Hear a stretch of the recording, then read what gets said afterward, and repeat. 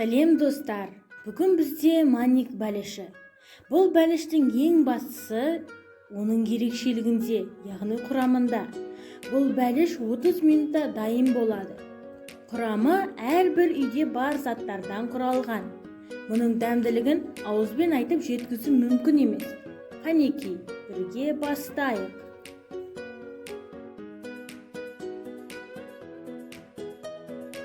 Ол үшін бізге 100 грамм сары май, 200 грамм қант, 200 грамм айран, 120 грамм ұн, 160 грамм ұнтақ жармасы, 2 шай қасық какао және де жарты қасық ас содасы қажет болады. Ең алдымен жұмыртқаны жарып, оған қантымызды салып, жақсылап араластырамыз. Кейін ерітілген сары майды қосып, оны да араластырамыз. Егер де маргарин қосатын болсаңыздар, бәліш қатты болып қалуы мүмкін. Сол себептен сары май қосуға тырысыңыздар. Және де оларды жақсылап араластырамыз.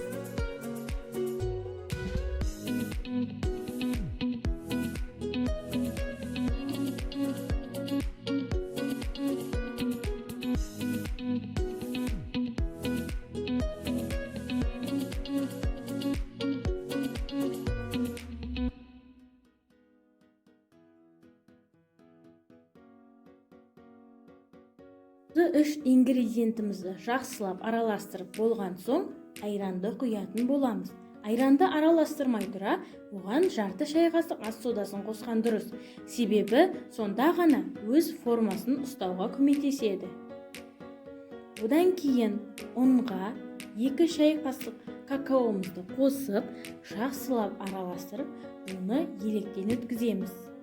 Елек формасын жақсы ұстауға көмектеседі.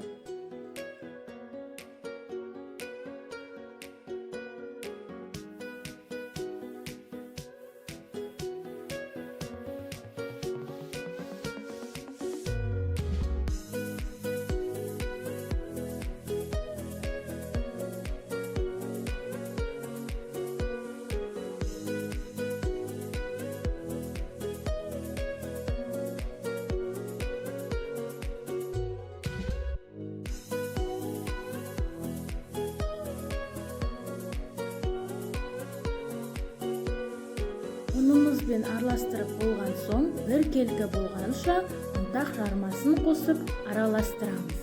Барлығы бір келкі болуы керек. Және де араластырып болған соң 5 минутқа қоямыз.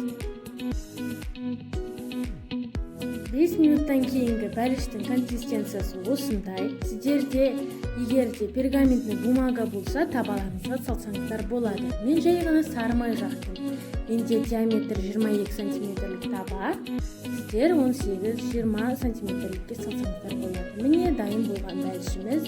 Енді оны қалауыңызша әсемдесеңіз, сәндесеңіз болады. Мен жай ғана сгущенка жағып, бетіне шоколад қойдым. Ас болсын, сіздермен болған әсел, лайк басып, пікір жазыңыздар.